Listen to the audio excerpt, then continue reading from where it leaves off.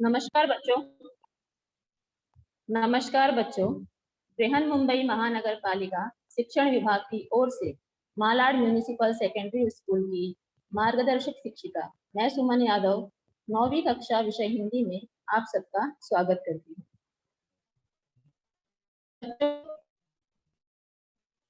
हिंदी भारती में दूसरी इकाई पाठ 12 पढ़ने वाले हैं।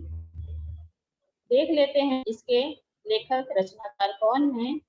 श्री सुदर्शन जी। इनके में पते देखेंगे थोड़ा। श्री सुदर्शन जी का 1896 सियालकोट में हुआ था और मृत्यु 1967 में हुई। इनका मूल नाम पंडित बद्रीनाथ भट्ट था। गद्य पद पर समान अधिकार रखने वाले सुदर्शन का दृष्टिकोण सुधारवादी एवं आदर्शवादी है। तेरी गठरी में लागा चोर मुसाफिर जाग जरा और बाबा मन की आंखें खोल आपके प्रसिद्ध गीत हैं। बच्चों, जो कहानी हम पढ़ने वाले हैं सच का सौदा, इसके विषय में थोड़ी जानकारी लेते हैं। यह एक चरित्रात्मक कहानी है। जीवन की किसी घटना का रोचक, प्रवाही एवं चरित्रपूर्ण वर्णन चरित्रात्मक कहानी होता है। प्रस्तुत चरित्रात्मक कहानी में सुदर्शन जी ने स्वाभिमान से जीने, परिस्थितियों के सामने डटे रहने और सिद्धांतों से समझौता न करने की बात की है। आपका मानना है कि सत्य हमेशा विजयी होता है। कहानी जो हम पढ़ने जा रहे हैं बच्चों, वो बहुत ही रुचिकर कहानी है, बहुत इंटरेस्टिंग कहानी है। आप लोगों को बहुत अच्छा लगेगा। और उसका शीर्षक जो दिया गया है, सच का सौदा, ये सुनकर ही आपको लग रहा होगा कि आखिर ये है क्या। सच का सौदा, सौदा अर्थात कुछ खरीदना। वैसे भी आप लोगों को भी पता है और हम सबको भी, कहानियां जो होती हैं एक संदेश देकर जाती, एक नई सीख देकर जाती। सिर्फ बोलने वाली बात नहीं है कि कहानियां संदेश देकर जाती हैं, ये मानने वाली बात भी है। अगर हम किसी के साथ अच्छा करते हैं, मदद करते हैं, सच्चाई के रास्ते पर चलते हैं, तो हमें थोड़ा कष्ट होता है, परेशानी होती है, लेकिन बाद में बच्चों यही कष्ट, यही परेशानी हमें आनंद देता है। लेकिन इसके विपरीत यदि आप झूठ का सहारा लेते हो, झूठ का रास्ता अपनाते हो, तो आपको थोड़े समय के लिए मजा आएगा, थोड़े समय के लिए खुशी मिलेगी, आनंद मिलेगा, लेकिन बाद में हमेशा के लिए पछताना पड़ता है। इसीलिए कहा जाता है कि हमें अपना जीवन ईमानदारी के साथ, सच्चाई के साथ जीना चाहिए। वैसे सच बोलना बच्चों एक कला है, बहादुरी का काम है, और हमें हमेशा सच के मार्ग पे ही चलना चाहिए, सच बोलना चाहिए। ये सारी बातें इसलिए आज मैं आपको बता रही हूँ क्योंकि जो कहानी हम पढ़ने जा रहे हैं वो सच्चाई से ही संबंधित है, जिसमें सच का ही बोलबाला है। सच के आगे बाकी लोग जो हैं वो घुटने टेक देते हैं, लेकिन यहाँ पे मुख्य पात्र जो हैं पंडित सर्वदयाल जी, जो एक स्वाभिमान से जीवन जीने में विश्वास रखते हैं, वो हर कठिन परिस्थितियों का सामना करने से पीछे नहीं हटते हैं। वो अपने उसूलों के पक्के हैं, अपने सिद्धांतों से समझौता नहीं करने की बात हमेशा सोचते हैं। पंडित सर्वदयाल जी ही मुख्य पात्र हैं। सच का सौदा, सौदा जैसा मैंने आपसे कहा बच्चों, खरीदना, कुछ देकर कुछ लेना। और आप लोगों को भी पता है कि सच कभी भी खरीदा या बेचा नहीं जा सकता है। कुछ समय के लिए बच्चों सच हार जरूर सकता है, कुछ समय के लिए हमें दिखाई नहीं देता, लेकिन बाद में सच की ही विजय होती है। तो अभी हम कहानी शुरू करते हैं, जिसमें कहानी के पात्र हैं बच्चों। कहानी के पात्र, प्रथम पात्र है मामा जी। जहां तक मैं आपको कहानी पढ़ाने वाली हूँ वहीं तक मैंने आपको पात्रों के नाम दिए हैं। दूसरे पात्र हैं बच्चों पंडित सर्वदयाल जी, जो कि इस कहानी के मुख्य पात्र हैं। एक युवक है जो पंडित सर्वदयाल जी से मिलता है, मुंशी जी हैं, और दूसरे मुख्य पात्र हैं बच्चों ठाकुर हनुमंत राय सिंह। ये कहानी पंडित सर्वदयाल जी ठाकुर हनुमंत राय सिंह से जुड़ी हुई कहानी है। कहाँ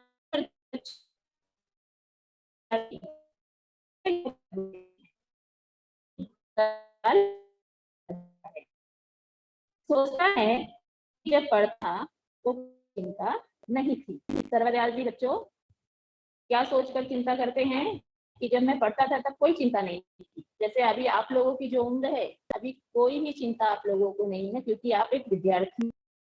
लेकिन जैसे आप पढ़ते पढ़ते आगे बढ़ोगे और डिग्री हासिल करोगे तो आपको चिंता सताने लग जाएगी। किस चीज की? नौकरी की। तो वही हाल हो रहा है यहाँ पे सर्वदयाल जी का, कि सभी वो सोचते हैं बैठे बैठे कि सभी बच्चे तो फेल होकर रोते हैं, लेकिन मैं तो पास होकर रो रहा हूँ, क्योंकि मुझे अभी तक कोई नौकरी नहीं मिली है। दूध पीता था, खाता था, तड़क भड़क से रहता था। उसके मामा 4 साल का खर्च देने के लिए स्वीकार किए थे। किसके? सर्वदयाल जी के। सर्वदयाल जी किसके साथ रहते थे बच्चों? मामा के साथ। साथ में कह दिया था मामा ने क्या, कि पैसा लहू बहाकर मिलता है, बूढ़ा हूँ, जान मारकर पैसे कमाता हूँ। यह बात सर्वदयाल ध्यान में रखता है। सर्वदयाल डिग्री लेकर घर जाता है तो सोचता है कि जब पढ़ता था तो हजारों नौकरी दिखाई देती थी, लेकिन अब कहीं नहीं दिखाई दे रही है। उनके सामने वही एक समस्या है, एक चिंता का विषय है, क्या? कि नौकरी। आगे बच्चों, एक दिन सर्वदयाल वांटेड पेपर देख रहे थे। दोपहर के समय में बच्चों एक दिन सर्वदयाल क्या कर रहे थे? वांटेड पेपर देख रहे थे। वांटेड का अर्थ होता है बच्चों कि चाहिए। न्यूज़पेपर आप लोगों के भी घरों में आता होगा, उसमें आप लोगों ने देखा होगा एक पेपर होता है क्या, कि जिसमें व्यवसाय से संबंधित जानकारी दी गई रहती है, नौकरी चाहिए, इस तरह से लिखा गया रहता है। तो पंडित सर्वदयाल भी वांटेड पेपर देख रहे थे और तभी उनके सामने एक विज्ञापन पर नजर जाता है। विज्ञापन क्या बच्चों? एडवर्टीजमेंट। जो टीवी में सब अलग अलग चीजों का विज्ञापन होता है, एडवर्टाइज होता है, आप बोलते हो एडवर्टाइज आ रहा है, तो उसे ही हिंदी में कहते हैं विज्ञापन। तो सर्वदयाल जी की भी नजर एक विज्ञापन पर जाती है और उसमें लिखा रहता है क्या, कि अम्बेला के प्रसिद्ध रईस राय बहादुर हनुमंत राय सिंह एक मासिक पत्र रफीक हिंदी के नाम से निकालने वाले। जैसे ही उन्होंने ये विज्ञापन में ये लाइन देखी ना बच्चों, ये वाक्य देखा, तो उनका हृदय जो है वो धड़कने लगा, क्योंकि उन्हें नौकरी की तलाश। और इस विज्ञापन में भी वही दिया है कि एक मासिक पत्र रफीक हिंद के नाम से निकालने वाले हैं। कौन? अंबाला के प्रसिद्ध रईस राय बहादुर हनुमंत राय सिंह। अब मासिक पत्र क्या है बच्चों? जैसे कि अभी समाचार पत्र आपके घर में रोज आता है, तो उसे हम कहेंगे दैनिक पत्र, क्योंकि वो प्रतिदिन आता है। उसी तरह से बच्चों होता है मासिक पत्र, जो महीने की पत्रिका निकलती है। 6 मासिक होता है, जिसे हम कहते हैं 6 मासिक, और वार्षिक मासिक पत्रिका होती है। बहुत अलग अलग प्रकार की पत्रिकाएं होती हैं, तो उसी में से एक पत्रिका है मासिक पत्र। तो उसी में जब उन्होंने ये वाक्य देखा, ये वैकेंसी देखी, वैकेंसी यानी वही की मतलब वांटेड देखा बच्चों, तो उनका हृदय धड़कने लगा, क्योंकि उसमें क्या लिया था? एक संपादक की जरूरत है। अब संपादक क्या बच्चों? संपादक का कार्य क्या होता है? संपादक का कार्य बहुत मुख्य, बहुत ही जिम्मेदारी का होता है। जो न्यूज़पेपर हम लोग पढ़ते हैं ना, उस न्यूज़पेपर में, समाचार पत्र में कौन सी खबर डालनी चाहिए, उसका कवर पेज कैसा होना चाहिए, उससे संबंधित मुख्य बातें, मुख्य जानकारी देना संपादक का कार्य होता है। तो संपादक की ही नौकरी दिखाई दे रही थी, और उसकी पगार यानी कि उसकी तनख्वाह, उसका वेतन कितना है प्रति माह? 500 रुपए। देखकर सर्वदयाल उठ खड़ा होता है। पहले तो बैठकर समाचार पत्र देख रहे होते हैं, जैसे ही उसकी उन्होंने वेतन देखा कि 500 रुपए प्रति माह है, तो वो खड़े हो जाते हैं और सोचते हैं ये नौकरी मुझे मिल जाती तो मेरी सारी गरीबी, सारी दरिद्रता दूर हो जाती। क्योंकि बच्चों अभी आप लोग सोच रहे होंगे कि 500 रुपए महीने का मिल रहा है और वो इतना खुश हो गए। इसलिए जिस समय की ये कहानी हम पढ़ रहे हैं, उस समय बच्चों 500 रुपए बहुत ही ज्यादा माने जाते थे। आज के समय में 500 रुपए का हम कुछ मूल्य नहीं समझते हैं। कि कब हमारे हाथ में आए और कब खर्च हो गए। लेकिन उस समय 500 रुपए प्रति माह मिलना बहुत बड़ी बात थी। इसीलिए जब इतने अधिक वेतन की नौकरी के बारे में वो देखते हैं तो वो तुरंत उनके दिमाग में ख्याल आता है कि अगर ये नौकरी मुझे मिल जाती तो शायद मेरी सारी गरीबी दूर हो जाती। और क्यों कि मैं इसके योग्य हूँ, और पत्र लिखकर रजिस्ट्री करवा लेते। रजिस्ट्री करवा लेते हैं पत्र लिखकर बच्चों, क्योंकि मैं जैसा मैंने कहा जिस समय की ये कहानी है आजादी के पहले की, उस समय फोन नहीं होते थे, ईमेल नहीं होता था, पत्र लिखकर ही अपना कार्य किया जाता था। तो सर्वदयाल जी ने अपना पत्र लिखा, अपना एप्लीकेशन, और उसे रजिस्टर करवा लेते। रजिस्ट्री यहाँ पे मिस्टेक हो गया है। फिर सोचते हैं मैं व्यर्थ में खर्चा किया, मैं तो साधारण ग्रेजुएट हूँ, इसकी तनख्वाह 500 रुपए है, एक से बढ़कर एक सैकड़ों उम्मीदवार होंगे। क्या सोचते हैं बच्चों कि ये जो रफीक हिंदाया है उसके बारे में, कि इस मासिक पत्रक की वेतन जो है 500 है इसके संपादक के लिए, और मैंने तो सब कुछ कर दिया, लेकिन अब मैं क्या सोच रहा हूँ कि जब इतना अधिक तनख्वाह है तो इसके लिए तो मैं तो सिर्फ साधारण सा ग्रेजुएट हूँ, और वहां पे तो एक से बढ़कर एक उम्मीदवार होंगे, यानी क्या प्रत्याशी होंगे, सभी को नौकरी की आवश्यकता है। और इन्हीं सारी कल्पनाओं की उनके मन में छड़ी बन जाती है, और फिर कभी खुश होते हैं तो कभी निराश, हृदय में अंधकार भर जाता है।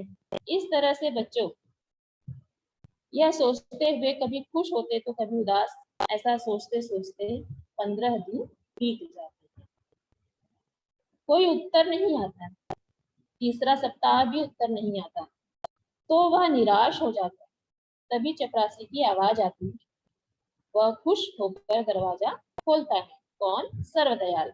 पत्र लेते हैं, उसमें लिखा रहता है स्वीकार है, यह देखकर खुश हो जाते हैं। इसके लिए पत्र संपादन सेवा करने का साधन है, सोचते हैं मेरा सौभाग्य है जो मुझे यह अवसर मिला है। क्या होता है बच्चों कि जैसे जैसे तीसरा सप्ताह भी बीत जाता है, कोई उत्तर नहीं आता, तो सर्वदयाल निराश हो जाते हैं और समझ जाते हैं कि वह मेरी भूल थी जो मैंने पत्र लिखकर रजिस्ट्री की। जैसे ही ये सारे विचार उनके मन में आ रहे होते हैं तभी चपरासी की आवाज आती है, और सर्वदयाल का दिल जो है वो उछलने लगता है, खुश हो जाते हैं कि जीवन के भविष्य में मुझे आशा की किरण दिखाई दे रही है। और दरवाजे पर जाते हैं, तार देखकर खुशी के मारे उछल पड़ते हैं, जिसमें लिखा है बच्चों स्वीकार है, आ जाओ। यह देखकर, यह शब्द देखकर, यह वाक्य देखकर वो और अधिक खुश हो जाते हैं और कहते हैं कि मेरा सौभाग्य है जो मुझे यह अवसर मिला। आगे बच्चों उनका आनंद, उनका हृदय जो है वो आनंद से गदगद हो रहा था, और मन में सैकड़ों विचार उठ रहे थे। पत्र संपादन उनके लिए जातीय सेवा का उपयुक्त साधन था। वो पत्र संपादन इसलिए कर रहे थे क्योंकि वो सेवा करना चाहते थे लोगों की। और इतने में ही सर्वदयाल एक कागज और पेंसिल निकालकर सोचता है कि पहले पृष्ठ पर संपादकीय वक्तव्य कहाँ दिए जाए। वक्तव्य यानी बच्चों जो संपादक का भाषण होता है, 2-4 लाइन में जो वाक्य वो लिखते हैं। सार और सूचना के लिए कौन सा स्थान अच्छा होगा, ये सारे कार्य बच्चों संपादक के हैं। संपादक सोचता है जब कोई न्यूज़पेपर या पत्रिका निकलती है तो उसके पहले उस विषय के बारे में सोचना कि कहाँ पे सार होना चाहिए, कहाँ पे सूचना दी जानी चाहिए, कहाँ टाइटल होना चाहिए। तो उसी तरह से सर्वदयाल भी सोच रहे हैं कि टाइटल का स्वरूप कैसा होगा, संपादक का नाम कहाँ होगा। तभी याद आता है कि कविता के लिए तो जगह ही नहीं छोड़े जो पत्र की शोभा बढ़ाती है। कैसे? जैसे भोजन के साथ चटनी एक विशेष स्वाद देती है।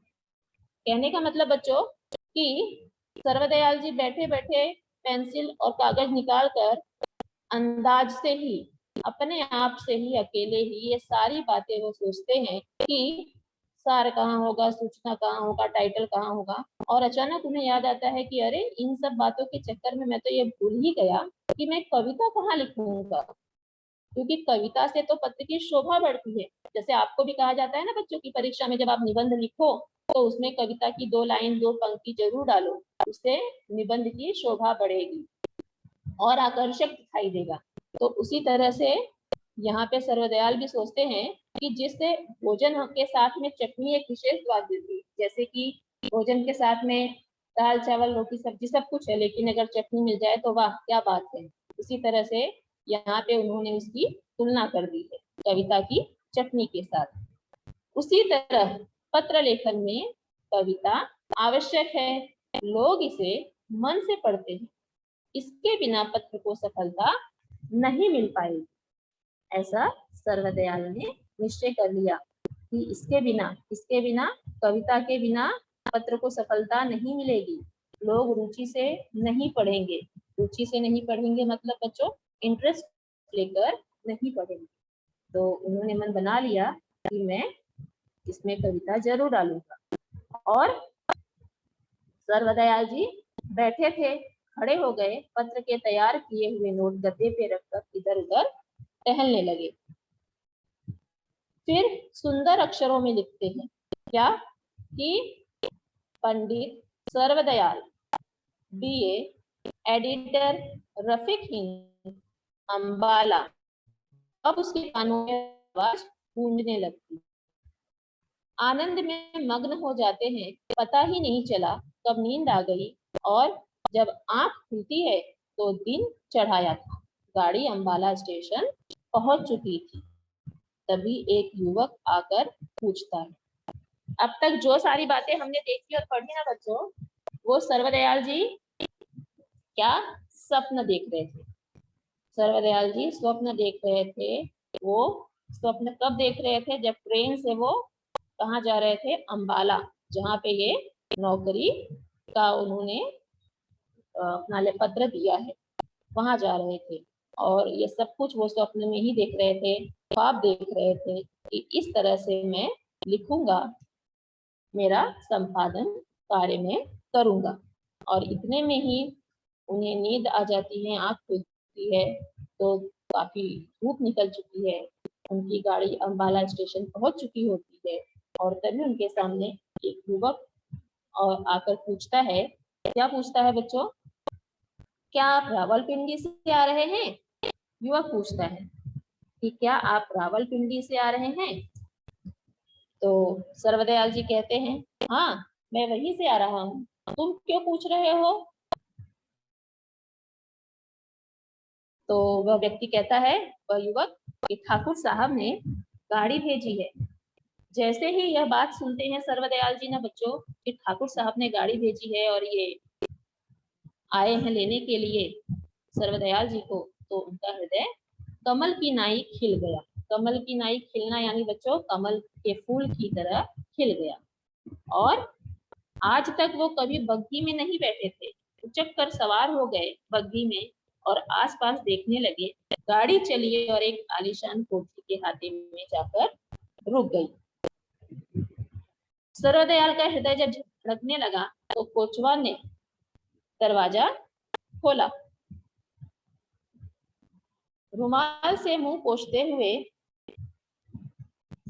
हाँ सर्वदयाल ने दरवाजा कोचवाल ने दरवाजा खोला। रुमाल से मुंह पोंछते हुए सर्वदयाल जी नीचे उतरते हैं और बोलते हैं कि ठाकुर साहब किधर है? तो क्या कहते हैं दूसरा व्यक्ति यानी कि वो कहता है, बाबू साहब रावलपिंडी से आए हैं, ठाकुर साहब के पास ले जाओ। तो वहां पे वो व्यक्ति कहता है, कौन है? मुंशी जी। मुंशी जी कहते हैं कि बाबू साहब आए हैं रावलपिंडी से और उन्हें ठाकुर साहब के पास ले जाइए। तो कोचवान कहता है कि आइए साहब। तो वहां पे उसके बाद जो वो व्यक्ति मुंशी जी है वो कौन है बच्चों? वो पहचान जाता है कि हमारे सामने जो एक खड़ा है व्यक्ति बाबूजी, ये सर्वदयाल जी हैं, क्योंकि रफीक हिंद का सारा खर्चा मुंशी ने ही तैयार किया था। इस तरह वो समझ जाते हैं कि पंडित सर्वदयाल हैं जो रफीक हिंद के लिए चुने गए हैं और बड़े आदर से उनसे बात करते हैं। पंडित सर्वदयाल जी मुंशी के पीछे जाते हैं मुंशी एक कमरे के पास रुकता है और रेशमी पर्दा उठाकर बोलता है, क्या कि चलिए ठाकुर साहब बैठे हैं। उसके बाद ठाकुर साहब हनुमंत राय सिंह 30-32 वर्ष के सुंदर नवयुवक हैं। मुस्कुराते हुए आदर से हाथ मिलाते हैं सर्वदयाल जी से। जैसे ही सर्वदयाल जी देखते हैं कि ठाकुर हनुमंत राय सिंह उनसे हाथ मिला रहे हैं, वह भी अपना हाथ आगे बढ़ाकर हाथ मिलाते हैं और उन्हें देखते हैं तो कुछ समय के लिए देखते ही रह जाते हैं। ठाकुर साहब कहते हैं सर्वदयाल को कि आप आ गए, कहिए रास्ते में कोई तकलीफ तो नहीं हुआ। तो सर्वदयाल जी कहते हैं क्या कि हाँ, जैसे उनकी बात सुनते हैं तो सर्वदयाल जी कहते हैं कि उनका हृदय जो है ना बच्चों थोड़ा धड़कने लग जाता है, घबराहट होती है कि मैं इतने बड़े व्यक्ति से बात कर रहा हूँ। कहते हैं कि जी नहीं, कोई भी तकलीफ नहीं। तो इतने में ही हनुमंत राय सिंह क्या कहते हैं, आपके लेख बहुत समय से देख रहा हूँ, ईश्वर की कृपा से आज दर्शन भी हो गए। बेशक आपकी लेखनी में आश्चर्यजनक शक्ति है। यह बात सुनकर सर्वदयाल लज्जित हो जाता है। अपनी प्रशंसा सुनकर सर्वदयाल लज्जित अर्थात शर्मा जाता है, पानी पानी हो जाता है और फिर संभल कर बोलते हैं, क्या बोलते हैं कि यह तो आपकी कृपा है। सर्वदयाल जी हनुमंत राय सिंह से कहते हैं कि यह आपकी कृपा है जो मैं यहाँ आज पहुंचा हूँ। उसके बाद बच्चों हनुमंत राय सिंह कहते हैं, यह नम्रता आपकी योग्यता अनुकूल है, पर मेरे विचार में आप जैसे लेखक पंजाब भर में नहीं है। रफीक हिंद का सौभाग्य है आप जैसे लेखक मिले।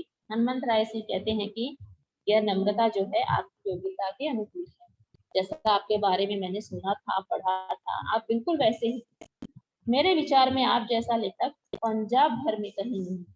और मेरी जो मासिक पत्रिका निकलने वाली है रफीक हिंद, उस पत्रिका का सौभाग्य है कि उसे आप जैसे लेखक मिले। सर्वदयाल जी ने क्या कहा, उनके हृदय में जो आशंका हो रही थी, आशंका यानी क्या बच्चों, डर, क्योंकि सर्वदयाल जी अभी भी थोड़ा डरे हुए थे इस बात को लेकर कि कहीं उन्हें ये संपादक की नौकरी मिलेगी या नहीं। लेकिन जैसे ही उन्होंने हनुमंत राय सिंह के मुख से ये बात सुनी, अपनी प्रशंसा के शब्द सुने, तो उनके मन में जो आशंका थी, जो डर था, शंका थी, वो खत्म हो गई, दूर हो गई।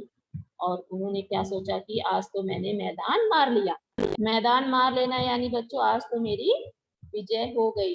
और बात का रुख बदलते हुए बोलते हैं क्या कि पत्रिका कब से निकलेगी। सर्वदयाल जी बात पलटते हुए कहते हैं कि पत्रिका कब से निकलेगी। तो हनुमंत राय से क्या कहते हैं, यह प्रश्न मुझे आपसे करना चाहिए था। क्यों बच्चों, क्योंकि सर्वदयाल जी हैं जो वो पत्रिका निकालेंगे, लिखेंगे, लेखन का काम करेंगे। लेकिन वही पूछते हैं हनुमंत राय जी से गई कि पत्रिका कब निकलेगी, ये प्रश्न आपसे करना चाहिए था। फिर उसके बाद क्या होता, हनुमंत राय जी चुप रहते हैं और कहते हैं कि परंतु हाँ, सर्वदयाल जी कहते हैं कि इसकी जिसे ही काम चालू करता हूँ, ईश्वर ने चाहा तो आप पहला अंक देखकर खुश हो जाए। क्या कहते हैं सर्वदयाल जी कि भाई आज कितनी तारीख है, 15 फरवरी है और मेरा पहला अंक जो है वो जल्दी निकलेगा, तो चिंता आप मत कीजिए, मैं आज से ही काम चालू कर दूंगा और ईश्वर ने चाहा तो आप पहला अंक देखकर खुश हो जाएंगे। पहला अंक यानी बच्चों पत्रिका पहली बार निकल रही है रफीक हिंद, तो पहली बार निकल रही है इसलिए पहला अंक, लोगों को अगर पब्लिक को बहुत अच्छा लगेगा, बहुत पसंद आएगा, तो उसका दूसरा अंक भी निकलेगा। तो हनुमंत राय जी कहते हैं कि इतने थोड़े समय में लेख मिल जाएंगे या नहीं, इस बात का विचार आप कर लीजिएगा। इतने विश्वास के साथ आप कह रहे हैं कि मैं चिंता ना करूं, बहुत जल्द काम शुरू हो जाएगा, खत्म हो जाएगा, तो आपको लिखने के लिए जो लेख आप लिखने वाले हो वो इतनी जल्दी आप तैयार कर लोगे, इस बारे में आप सोच लीजिएगा। तो इसी में फिर से कहते हैं सर्वदयाल जी कि आज अप्रैल की पहली तारीख को रफीक हिंद का आपको प्रथम अंक मिलेगा। मतलब अप्रैल की 1 तारीख को रफीक हिंद का प्रथम अंक निकलता ही है बच्चों, जो पंजाब के लोग पंडित सर्वदयाल के नाम की चर्चा करने लगते। कहने का मतलब जो उन्होंने विश्वास दिलाया था इसे हनुमंत राय जी को कि मैं अप्रैल में इसका पूरा कार्य कर दूंगा और 1 अप्रैल को निकल भी जाएगी पत्रिका, तो उन्होंने वो कार्य कर दिखाया और रफीक हिंद का प्रथम अंक प्रकाशित हो जाता है। और ऐसी शान देखकर उनका मन प्रसन्न हो जाता है। पंजाब के लोग पंडित सर्वदयाल के नाम की चर्चा करने लगते हैं। उनके लेख लोग पहले भी पढ़ते थे, परंतु रफीक हिंद के प्रथम अंक ने उनको देश भर में प्रथम श्रेणी के संपादक में ला दिया। कहने का मतलब बच्चों, सर्वदयाल जी पहले भी लिखते थे, लेखन कार्य तो करते ही थे, वो उनकी लेखनी बहुत अच्छी थी, लेकिन आज रफीक हिंद के प्रथम अंक में उनका जब लेख आया तो प्रथम श्रेणी के जो संपादक हैं उसमें उनका स्थान आ गया। पत्र सुंदर और सुगंधित फूलों का गुच्छा था, जिसकी एक एक कुसुम कलिका चटक चटक कर अपनी मोहिनी वासना से पाठकों के मन को मुग्ध कर रही। मतलब बच्चों, जो उन्होंने लेखन कला प्रस्तुत की थी उस पत्रिका में, वो लेखन कला की खूबसूरती कैसी थी, ऐसी लग रही थी कि जैसे खुशबूदार फूलों का गुच्छा हो, जैसे एक एक कुसुम अर्थात एक एक फूल कली चटक चटक कर अपनी मोहिनी, अपनी सुंदरता वासना से पाठकों के मनों को मुग्ध कर रही है, पाठकों के मनों को मोह रही है। पाठक यानी कौन बच्चों? हम और आप जो पढ़ते हैं। रफीक हिंद का प्रथम अंक प्रकाशित हो जाता है, यह देखकर ठाकुर साहब खुश हो जाते हैं। ये देखकर ठाकुर साहब खुश हो जाते हैं क्या कि रफीक हिंद कार्यालय जाते हैं और पंडित सर्वदयाल को बधाई देते हैं। खुश इसलिए होते हैं बच्चों क्योंकि उन्होंने जो सोचा था वो कार्य इतने जल्दी हो जाएगा, ये उन्हें नहीं आशा थी। लेकिन जब उन्होंने ये देखा कि पंडित सर्वदयाल ने जो कहा उसे कर दिखाया, तो वे इतने खुश हुए कि तुरंत उन्होंने मोटर में बैठकर रफीक हिंद के कार्यालय गए और पंडित सर्वदयाल को बधाई देकर बोले, मुझे यह आशा न थी कि हमें इतनी सफलता हो सकेगी। आगे वही बात बच्चों कहते हैं कि मुझे यह आशा न थी कि हमें इतनी सफलता मिलेगी। सर्वदयाल जी कहते हैं, मेरे विचार में यह कोई बड़ी सफलता नहीं है। तुरंत ठाकुर साहब ने क्या कहा, आप कहें परंतु याद रखिए वह दिन दूर नहीं है जब अखबारी दुनिया पंजाब का शिरोमणि स्वीकार करेगी। शिरोमणि स्वीकार करेगी मतलब बच्चों शिरोमणि अर्थात श्रेष्ठ व्यक्ति। जब सर्वदयाल जी कहते हैं कि मेरे विचार में ये मेरे लिए कोई बहुत बड़ी सफलता नहीं है क्योंकि मुझे इससे और अधिक और महान कार्य करना है, तब मुझे लगेगा कि हाँ मैंने कुछ कार्य किया है। लेकिन उनकी बात को सुनकर हनुमंत राय जी सिंह पूरे विश्वास के साथ कहते हैं कि आप कहें भले ही कि आपके लिए कोई ये बड़ी सफलता नहीं है, लेकिन आप मेरी भी बात याद रखिए कि वो दिन दूर नहीं है जब अखबारी दुनिया में पंजाब में आपको पंजाब का शिरोमणि स्वीकार किया जाएगा, पंजाब का श्रेष्ठ व्यक्ति, श्रेष्ठ संपादक आपको स्वीकार किया जाएगा। और उसके बाद बच्चों 1 वर्ष बीत गया। रफीक हिंद की कीर्ति देश भर में फैल गई और पंडित सर्वदयाल की गिनती बड़े आदमियों में होने लगी। उन्हें जीवन एक आनंदमय यात्रा प्रतीत होता था कि इतने में भाग्य ने पासा पलट दिया। कहने का तात्पर्य बच्चों कि ठाकुर हनुमंत राय सिंह ने सर्वदयाल को बधाई दी, उन्होंने उनकी बधाई स्वीकार की और अपना लेखन कार्य उन्होंने आगे जारी रखा और लेखन कार्य करते करते 1 वर्ष बीत गए। उस 1 वर्ष में रफीक हिंद मासिक पत्रिका की कीर्ति, इसका यश पूरे देश में फैल गई। सभी लोग इतने खुश हो गए उस पत्रिका को पढ़कर कि पंडित सर्वदयाल की गिनती बड़े आदमियों में होने लगी। पंडित सर्वदयाल कहाँ एकदम मामूली से गरीब व्यक्ति थे, जिन्हें इतनी चिंता थी कि मुझे नौकरी कब मिलेगी, कैसे मिलेगी, कौन सी मिलेगी, कोई नौकरी तो मिल जाए, क्योंकि वो अपने मामा के यहाँ रहते थे और मामा ने भी उन्हें बोल दिया था कि भाई पैसे आसानी से नहीं मिलते हैं, लहू बहा कर मिलते हैं, जान मार कर मिलते हैं। तो ये सारी बातें वो सोचते थे और अपना कार्य उन्होंने ईमानदारी से किया। उनका जीवन जो है बच्चों एक आनंदमय यात्रा के रूप में बीतता गया और 1 साल के बाद उनके भाग्य ने पासा पलट दिया। हुआ क्या कि 1 साल के बाद उसी अंबाला में म्यूनिसिपैलिटी के मेंबर चुनने का समय समीप आ गया। उस वजह से उनके भाग्य का पासा पलटा, किस तरह से पलटा, क्यों, क्या हुआ, इन सारी बातों की जानकारी बच्चों आप लोगों को अगली कक्षा में मिलेगी। ये कहानी यहीं पे मैं समाप्त करती हूँ। अब जो कहानी हम लोगों ने पढ़ी उससे संबंधित छोटे छोटे प्रश्न उत्तर हम देखेंगे बच्चों। पहला कि सर्वदयाल जी के अपने कौन से रिश्तेदार के यहाँ रहते थे। सर्वदयाल जी अपने कौन से रिश्तेदार के यहाँ रहते थे बच्चों? तो वो अपने मामा जी के यहाँ रहते थे। दूसरा प्रश्न, सर्वदयाल जी कौन सा अखबार देख रहे थे? कौन सा अखबार देख रहे थे बच्चों सर्वदयाल जी नौकरी के लिए? वांटेड का अखबार। तीसरा है, रईस राय बहादुर हनुमंत राय सिंह कौन सा मासिक पत्र निकालने वाले थे? उस मासिक पत्र का नाम क्या है बच्चों? कौन सा मासिक पत्र निकालने वाले थे रईस राय बहादुर हनुमंत राय सिंह? रफीक हिंद। अगला, संपादक के नौकरी की तनख्वाह कितनी थी? तनख्वाह अर्थात बच्चों वेतन कितना था संपादक के नौकरी के लिए? तो 500 रुपए प्रति महीना। आगे, पंडित सर्वदयाल की शैक्षणिक योग्यता क्या थी बच्चों? उन्होंने कहाँ तक पढ़ाई की थी? उन्होंने बीए की डिग्री हासिल की थी।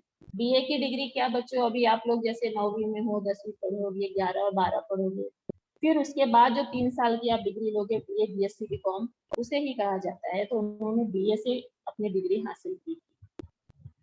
अगला प्रश्न कि सर्वदयाल जी कौन से शहर से आ रहे थे? आप लोगों ने ध्यान दिया होगा कहानी में, वह व्यक्ति जो एक नवयुवक स्टेशन पे मिलता है, अंबाला स्टेशन पे सर्वदयाल जी को, तो वो पूछता है, क्या पूछता है कि आप रावलपिंडी से आ रहे हैं ना? तो यहाँ पे जो प्रश्न है कि सर्वदयाल जी कौन से शहर से आ रहे थे, तो सर्वदयाल जी रावलपिंडी से आ रहे थे। और सर्वदयाल जी को कौन से शहर जाना था बच्चों? तो उन्हें अंबाला शहर जाना था। आगे बच्चों के ठाकुर हनुमंत राय सिंह की उम्र कितनी थी? कैसे थे वो? उनकी उम्र कितनी थी? तो 30-32 वर्ष के वो नवयुवक। इस तरह से बच्चों आपकी कहानी में सच का सौदा यहाँ पे समाप्त करती हूँ। आशा है कि आप लोगों को कहानी समझ में आई होगी। इसके आगे की कहानी आप लोगों को अगली कक्षा में बताई जाएगी। Thank you.